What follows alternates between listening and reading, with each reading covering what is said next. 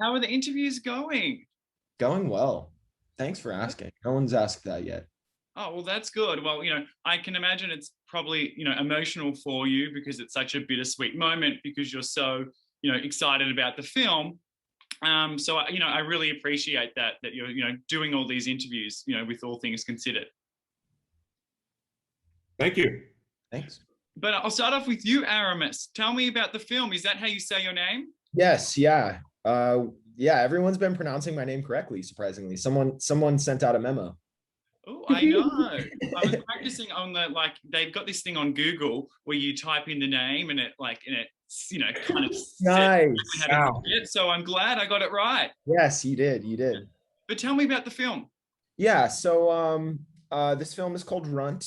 It's about misguided kids in high school who are sent on a downward spiral of violence due to lack of direction, due to lack of authority.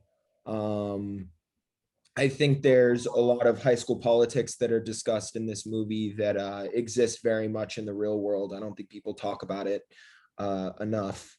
I mean, we really get down and in there. If you guys see it, it's a very accurate telling of how high school can be.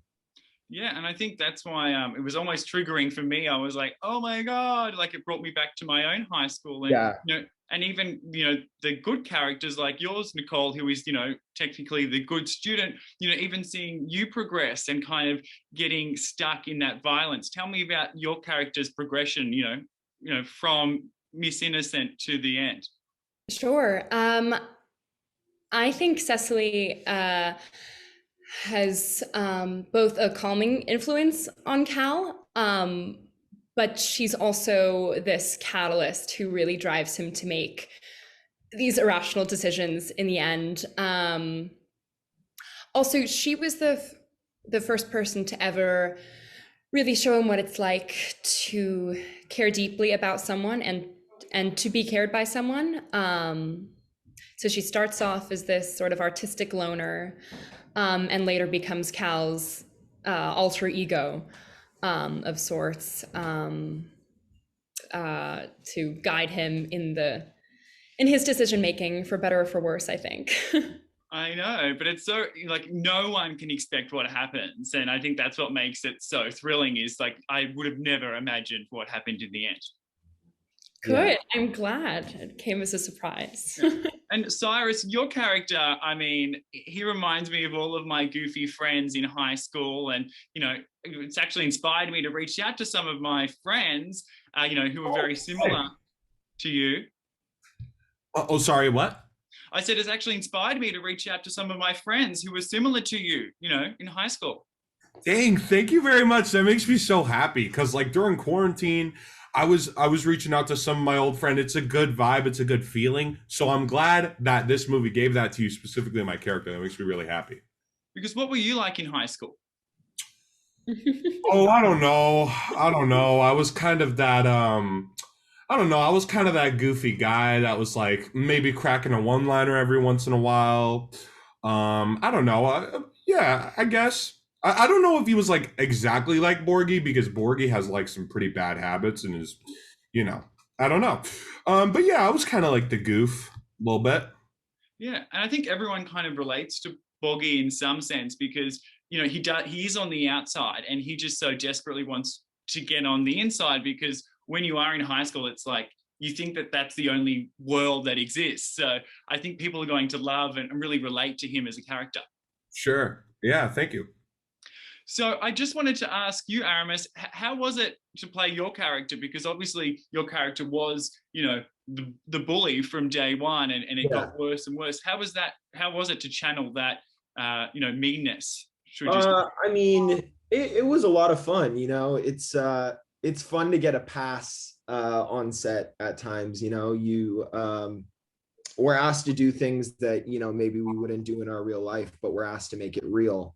And Cameron and I were very good friends. So for us, it was we were really able to roll up our sleeves and do something special. we were also, you know, very comfortable with each other. So the physicality within the movie, all of it is real. You know, if it looks like we're fighting, we were probably fighting. Yeah. And that was, you know, a lot of fun. But I also, you know, wanted to tread lightly and be as respectful as possible because, you know, it's not me. It is a character, and we're all friends outside of this. So we were all able to, you know, be very open with one another to make sure that everyone was comfortable and that we were still getting our points across. Yeah, because even at the end there is, you know, a disclaimer, you know, to use this almost as a cautionary tale, because it can start off, you know, a little bit of bullying here, but then it can tailspin into something so out of control and so yeah. Certainly. I mean, one-upsmanship is a huge theme of the film. Trying to win and trying not to lose. And I think when Cal feels that he's losing, he's willing to destroy anything and anyone to get his power back. Awesome. And Nicole, you don't have to answer this question if you don't want to, but you know, a lot of our viewers were wanting to know what it was like to work with Cameron. What it was like to work with Cameron and to really build such a strong relationship with him. Sure. It was a true honor working opposite Cameron on this film. We had a really close bond by the time we wrapped, and I'm just so grateful to have gotten the chance to work closely with someone